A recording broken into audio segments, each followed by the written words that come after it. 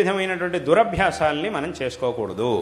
అంటే దురభ్యాసాలు అనగానే చాలామందికి ఏమనిపిస్తుంది, కొన్ని గుర్తొస్తాయి. దురభ్యాసం ఇవన్నీ చెడు అలవాట్లు అనగానే కొన్ని మీ బుద్ధిలో జ్ఞాపకానికి వస్తాయి. అవి అందరికీ తెలిసినవే. అలాంటి దురభ్యాసాలు, అలాంటి చెడు అలవాట్లు అందరికీ కూడా తెలిసినవే. కానీ ఇటీవల నేను చెప్పేటటువంటి దురభ్యాసాల్లో ఇంకా కొన్ని ఉన్నాయి. ఏమిటంటే అది బహుశా దీని యొక్క అవసరం ఇదివరకు ఉండేది కాదు, కానీ ఇప్పుడు ఆ దురభ్యాసాల్లో దీన్ని కూడా చేర్చాలి. ఏమిటి అనంటే ఊరికే ఎప్పుడు ఫోన్లు చూస్తూ, మొబైల్ చూస్తూ కూర్చోవడం, అనవసరమైనటువంటి విషయాలన్నింటినీ దాంట్లో చూస్తూ ఉండడం. ఈ దురభ్యాసం చాలామందికి ఉంది.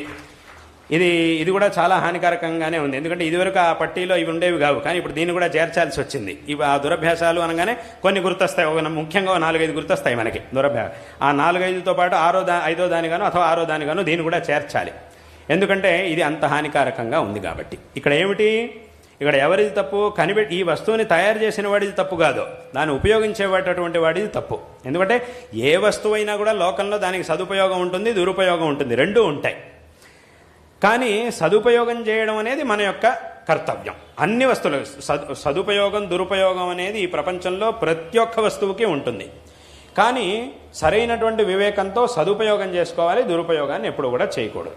కాబట్టి ఈ సాధనాలన్నీ ఏవైతే ఉన్నాయో వీటిలో అవసరం మనిషికి చాలా ఉంది. దానివల్లే ఎన్నో వ్యవహారాలు క్షణాల మీద జరుగుతున్నాయి, ఎన్నో జరుగుతున్నాయి. కాబట్టి దానివల్ల చాలా ఉపయోగం కలుగుతోంది. కానీ ఉపయోగాన్ని పొందాలి తప్ప దురుపయోగాన్ని పొందకూడదు. ఆ దురుపయోగాన్ని కలిగించేటటువంటి పనులని చేయకూడదు. ఈ విషయాన్ని అందరూ కూడా, ముఖ్యంగా యువత చాలా స్పష్టంగా ఈ విషయాల్ని తెలుసుకోవాలి. యువత తెలుసుకోవాలి, పెద్దవాళ్ళు కూడా తెలుసుకోవాల్సిందే. ఎందుకంటే ఆ పెద్దవాళ్ళు కూడా అలవాట్లనే ఉన్నాయి. కాబట్టి అందులోనూ ముఖ్యంగా యువత తప్పు. అంటే పెద్దవాళ్ళు ఏమవుతుందంటే వాళ్ళు పెద్దవాళ్ళు అయ్యారు కాబట్టి వాళ్ళ అనుభవాన్ని పొందినటువంటి వాళ్ళు కాబట్టి దీని ప్రభావం ఎక్కువ వాళ్ళ మీద చూపించదు. వాళ్ళు ఉపయోగించినా కూడా ఎక్కువ దీని ప్రభావం వాళ్ళ మీద ఉండకపోవచ్చు. కానీ ఆ యువత యొక్క మనస్సు ఏదైతే ఉందో, చిన్నపిల్లలు కానీ యువత కానీ వాళ్ళ మనస్సు అనేది ఏదైతే ఉందో అది ఇంకా ఇంకా ఇంకా ఇంకా వికాసాన్ని చెందవలసినటువంటి మనస్సు అది.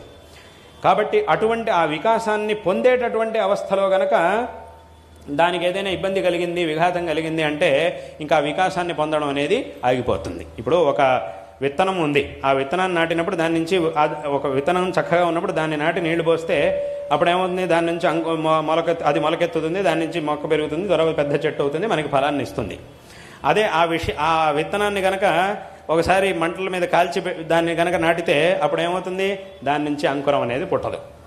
అది చక్కగా ఉన్నప్పుడు దాని నుంచి ఒకసారి మంటల్లో పడేసి కొంచెం కాలిన తర్వాత మళ్ళీ దాన్ని తీసి ఆ కాలిపోయిన విత్తనాన్ని తెచ్చి నాటామనుకోండి, అప్పుడేముంది, దాని నుంచి అంకురం అనేది పుట్టదు, మొలకెత్తది అది. ఎందుకంటే అది కాలిపోయింది, అక్కడికి అయిపోయింది దాని పరిస్థితి. అదేవిధంగా అవుతుంది. ఈ చెడు అలవాట్ల వల్ల మన యొక్క బుద్ధికి ఇటువంటి విఘాతం కలుగుతుంది. అక్కడికి ఆ వికాసానికి చాలా పెద్ద ప్రతిబంధకం అనేది ఏర్పడుతుంది. కాబట్టి ఇటువంటి చెడభ్యాసాలని మానేయాలి. ఇప్పుడు చెప్పబడినటువంటి ఈ పనులు, అందులోనూ ధార్మికమైనటువంటి, అంటే ఒకటి వైయక్తికంగా మనం అభివృద్ధి చెందడానికి కావాల్సినటువంటి పనులు, అదేవిధంగా మనం ఏ వంశంలో ఏ కుటుంబంలో అయితే మనం జన్మించామో దాని యొక్క శ్రేయస్సుకి, దానిలో మనకున్నటువంటి బాధ్యతలు ఏవైతే ఉంటాయో వాటికి సంబంధించినటువంటి పనులు, అదేవిధంగా ఏ సమాజంలో అయితే మనం బతుకుతున్నామో, ఏ ధర్మంలో అయితే మనం బతుకుతున్నామో దానికి సంబంధించినటువంటి పనులు. మళ్ళీ ఈ 3 పనులు ఇప్పుడు చెప్పినట్టుగా 2 రకాలు, లౌకికము మరియు ధార్మికం. ఈ విధంగా ఈ పనులన్నింటినీ కూడా చేస్తూ ఈ అన్ని దురభ్యాసాల నుంచి దూరంగా ఉంటూ చక్కటి జీవితాన్ని గనక మనం నిర్మించుకుంటే తప్పకుండా ఉత్తమమైనటువంటి స్థితికి మనం వస్తాము అనేటటువంటి విషయంలో ఏమాత్రం సందేహం లేదు. ఇక్కడ కేవలం, అంటే నేను ఇందాక నుంచి 2 రకాలుగా ఎందుకు చెప్తున్నాను అనంటే, కేవలం లౌకికమైనటువంటి అభివృద్ధి మాత్రమే సరిపోదు. ధార్మికమైనటువంటి ఒక చైతన్యాన్ని కూడా తప్పకుండా మనం పొందాలి. లౌకికంగా ఏదో విద్యాభ్యాసం చేశాము, చాలా పెద్ద పెద్ద చదువులు చదివాము, ఎక్కడెక్కడికి వెళ్ళి చదువుకొని వచ్చామంటే సరిపోదు. అది చాలా అవసరం, అందులో సందేహం లేదు. కానీ ఇటువంటి ధార్మికమైనటువంటి ఆ మార్గదర్శనాన్ని కూడా తప్పకుండా మనం పొందినప్పుడు మాత్రమే పరిపూర్ణంగా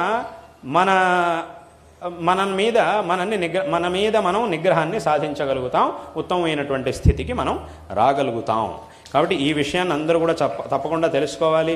భగవంతుడు అందరికీ కూడా చక్కటి బుద్ధిశక్తిని ఇచ్చాడు. మీ అందరికీ కూడా చక్కటి కుటుంబాన్ని ఇచ్చాడు, చక్కటి తల్లిదండ్రులను ఇచ్చాడు, చక్కటి కుటుంబాన్ని ఇచ్చాడు, చక్కటి బుద్ధిశక్తిని ఇచ్చాడు. వీటన్నిటినీ కూడా భగవంతుడు ఇచ్చాడు. ఎందుకంటే లోకంలో కనుక మనం చూస్తే ఇవి కూడా లేనటువంటి వాళ్ళు ఎంతోమంది ఉన్నారు. చాలా కష్టమైనటువంటి పరిస్థితిలో ఉండేవాళ్ళు ఎంతోమంది ఉన్నారు. కాబట్టి అలా పోలిస్తే కనుక మనందరికీ కూడా చాలా, మీ అందరికీ కూడా చాలా మంచి ఒక వాతావరణాన్ని భగవంతుడు ప్రసాదించాడు. కాబట్టి ఇటువంటి పరిస్థితిలో చక్కగా చదువుకోవాలి, చక్కగా సాధన చెయ్యాలి. కొన్నిసార్లు ఏమవుతుందంటే మనం చేసినటువంటి సాధనకి తగినంత ఫలం ఆ సమయానికి లభించకపోవచ్చు. అంటే చాలామంది ఏమడుగుతుంటారు నా దగ్గర అనంటే, ముఖ్యంగా చాలామంది పిల్లలు, యువత నా దగ్గర ఎప్పుడు కూడా అడిగేటటువంటి ప్రశ్న ఏమిటి అనంటే, మేము ఎంత చదువుకున్నా కూడా మాకు రావట్లేదండి, ఏం చేయాలి అని అడుగుతుంటారు. ఎంత చదువుకున్నా కూడా రావట్లేదు అని అడుగుతుంటారు. అప్పుడు నేను వాళ్ళకి చెప్పే సమాధానం ఏమిటంటే, ఎంత చదువుకున్నా రావట్లేదు అని అంటే అప్పుడు ఏం చేయాలి అంటే వచ్చేంత వరకు చదువుకోవాలి. అదే దీనికి సమాధానం.